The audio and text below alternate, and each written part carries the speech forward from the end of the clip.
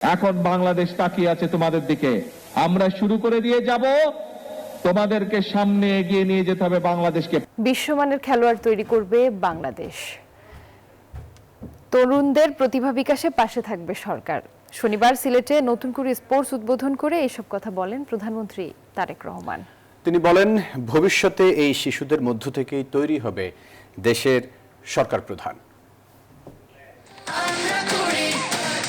বৃষ্টি ভেজা দিনে কাদা মারিয়ে সহধর্মিণী ডক্টর জুবাইদা রহমানকে সঙ্গে নিয়ে সিলেট ওসমানী স্মৃতি স্টেডিয়ামে পৌঁছান প্রধানমন্ত্রী তারেক রহমান। শুভেচ্ছা জানান উপস্থিত শিশু কিশোরদের।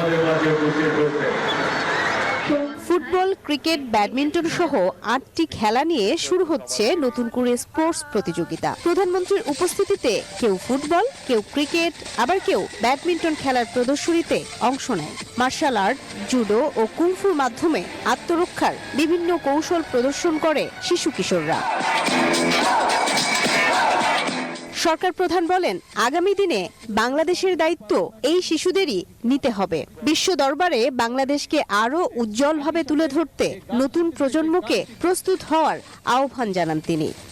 এখন বাংলাদেশ তাকিয়ে আছে তোমাদের দিকে। আমরা শুরু করে দিয়ে যাব, তোমাদেরকে সামনে এগিয়ে নিয়ে যেতে হবে বাংলাদেশকে। ইনশাআল্লাহ তোমরা স্পোর্টসের মাধ্যমে সারা বাংলাদেশকে পৃথিবীর সামনে তুলে ধরবে। তোমরা প্রত্যেকে এক একজন বাংলাদেশের অ্যাম্বাসাডর হবে। প্রতিভা বিকাশে সরকার সুযোগ তৈরি করে দেবে বলেন প্রধানমন্ত্রী। সরকার থেকে আমরা আমাদের দেশের যে সামর্থ্য আছে, যতটুকু আমাদের ক্যাপাবিলিটি আছে, আমরা আমাদের ছোট বন্ধুদের পাশে আছি।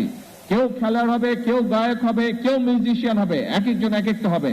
সরকার, রাষ্ট্র তোমাদের পাশে আছে। পরে নতুন করে স্পোর্টস 2026-এর আনুষ্ঠানিক উদ্বোধন ঘোষণা করেন প্রধানমন্ত্রী তারেক রহমান। মারুফা রহমান, নিউজ 24, সিলেট।